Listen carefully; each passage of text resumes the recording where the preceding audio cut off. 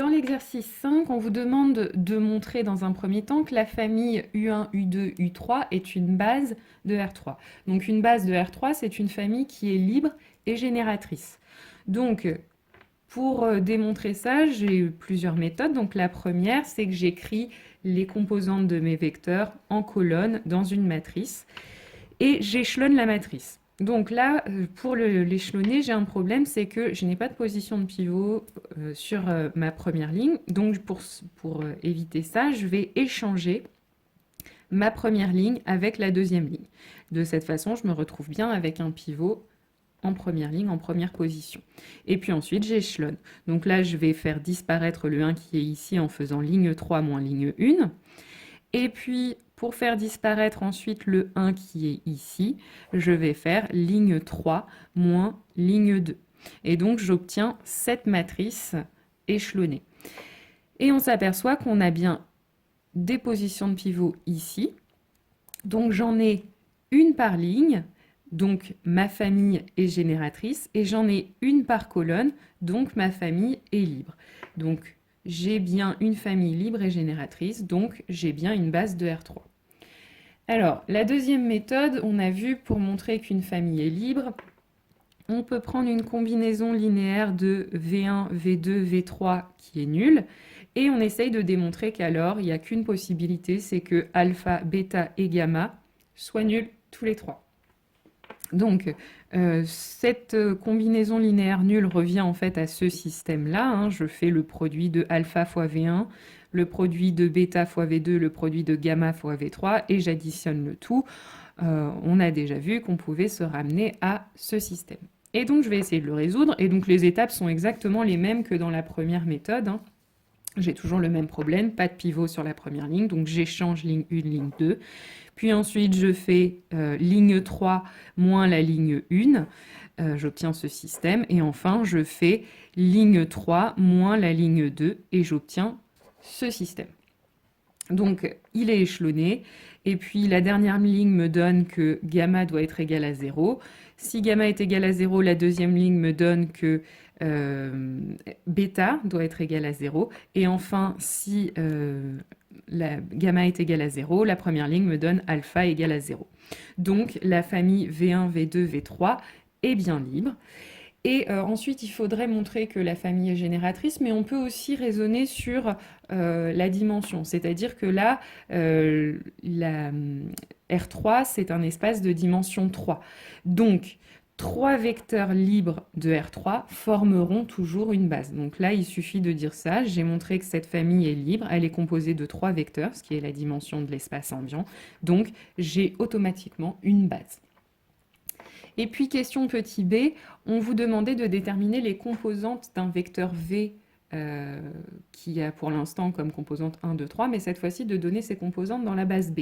C'est-à-dire, en fait, on vous demande de trouver pour quel alpha, pour quel bêta et pour quel gamma est-ce qu'on a l'égalité alpha V1 plus bêta V2 plus gamma V3 est égal à 1, 2, 3.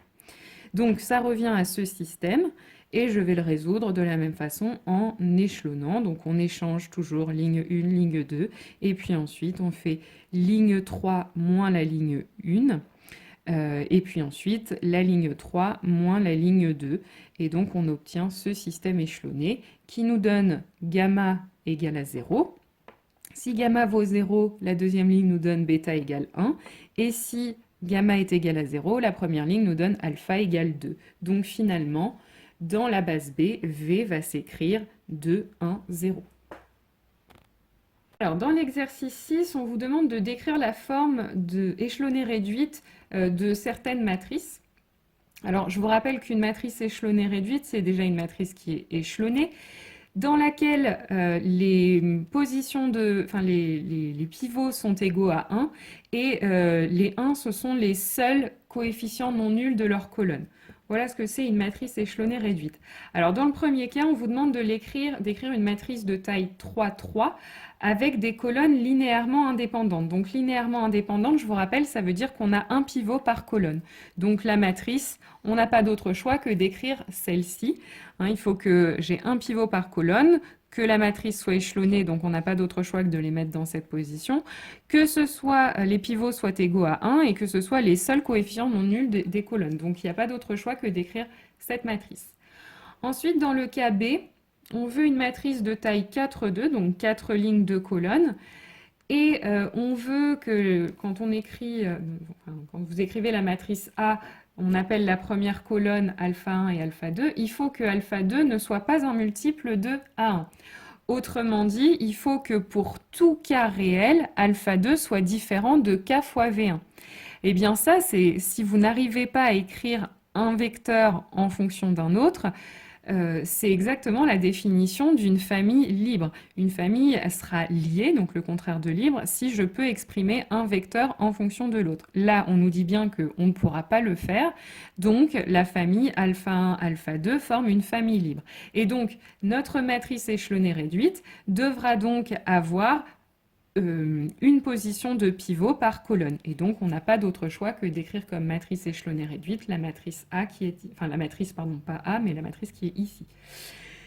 Et enfin, le dernier cas, on veut que vous écriviez une matrice de taille 4, 3, donc 4 lignes, 3 colonnes. Et puis, on sait que quand on appelle alpha 1, alpha 2 et alpha 3 les différentes colonnes de A, les vecteurs A1 et A2 sont linéairement indépendants et alpha 3 n'est pas une combinaison linéaire de alpha 1 et alpha 2. Alors, on va essayer de montrer que dans ce cas-là, ça veut dire que alpha 1, alpha 2, alpha 3 forment une famille libre. Alors, pour ça, on prend, comme d'habitude, alpha, bêta, gamma des réels, tels que alpha, alpha 1 plus bêta, alpha 2 plus gamma, alpha 3 soit égal à 0. Et on va essayer de démontrer que alpha, bêta et gamma sont nuls. Alors, déjà, si je reprends cette égalité, que j'essaye d'isoler le gamma alpha 3, j'obtiens donc gamma alpha 3 est égal à moins alpha alpha 1 moins bêta alpha 2. Alors, maintenant, ce que j'aimerais, c'est isoler alpha 3. Donc, j'aimerais diviser par gamma. Mais attention, je ne peux le faire que si gamma est différent de 0. Donc, on va d'abord examiner ce cas. On suppose que gamma est différent de 0. Ça veut donc dire qu'on peut écrire alpha 3 égale moins alpha sur gamma alpha 1 moins bêta sur gamma alpha 2. Donc, là, ce qu'on vient d'écrire, c'est que alpha 3 est une combinaison linéaire de alpha 1 et de alpha 2. Et ça, c'est impossible par hypothèse. Donc, ça veut dire que nécessairement, ce qu'on avait supposé au départ, que gamma était différent de 0, n'est pas possible, et donc on a forcément gamma égale 0.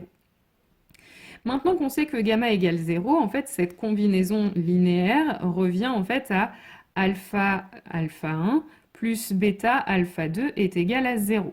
On supprime ce terme en gamma, puisque gamma vaut 0. Et là, on sait que alpha 1 et alpha 2 sont linéairement indépendants par hypothèse. Donc s'ils sont linéairement indépendants et que cette combinaison linéaire est nulle, c'est qu'on a nécessairement alpha et bêta qui sont nuls. C'est la définition même d'une famille libre. Donc, j'ai alpha égale à 0 et bêta égale à 0, et on avait déjà gamma égale 0. Donc, j'ai bien que la famille alpha 1, alpha 2, alpha 3 est libre. Et donc, si la famille est libre, ça veut donc dire que dans ma matrice échelonnée réduite, je dois avoir un pivot par colonne. Donc, la matrice échelonnée réduite doit avoir cette forme. Alors, enfin, pour l'exercice 7, vous aviez un vrai-faux. Donc, la première affirmation, vous aviez une famille V1, V2 qui est linéairement indépendante. C'est une famille de R3. Et on vous demande, enfin, on vous affirme qu'alors, la famille à laquelle on rajoute un vecteur V3 avec V3 non nul est une famille génératrice. Alors, cette affirmation, elle est fausse. Il suffit pour s'en convaincre de prendre cet exemple, donc V1 qui est le vecteur 1, 0, 0, V2, 0, 1, 0, et puis je prends V3 qui est 0, 1, 0, qui est bien donc un vecteur non nul. La famille V1, V2, elle est bien libre, hein, puisque si j'écris ces vecteurs dans une matrice, j'ai bien un pivot par colonne.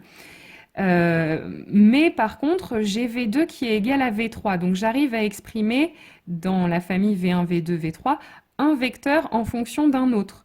Donc la famille V1, V2, V3, elle, par contre, elle n'est pas libre. Donc si elle n'est pas libre, ça ne peut pas être une base de R3, et donc ça ne peut pas être une famille génératrice de R3. Oui, parce que si elle était génératrice, comme j'ai une famille génératrice composée de 3 vecteurs, c'est un petit peu comme ce qu'on a vu tout à l'heure, 3 vecteurs libres de R3 forment une base, mais c'est la même chose pour une famille génératrice. 3 vecteurs libres 3 vecteurs qui forment une famille génératrice de R3 sont aussi une base. Forment aussi une base. Donc si ce n'est pas une base, comme il y a 3 vecteurs, ça ne peut pas être une famille génératrice. Ensuite, deuxième affirmation, si V1, V2, V3 est une famille génératrice de R3, alors la famille B privée du troisième vecteur est linéairement indépendante. Alors cette affirmation, cette fois-ci, elle est vraie, puisque si V1, V2, V3 engendre R3, alors c'est une base. C'est ce que je disais tout à l'heure, là j'ai 3 vecteurs qui engendrent R3, donc c'est une base de R3. Et donc, si c'est une base, c'est que c'est une famille libre. Et donc, si j'ai une famille de 3 vecteurs libres, si j'en enlève un, ça reste une famille libre. Donc, V1, V2 est aussi une famille libre.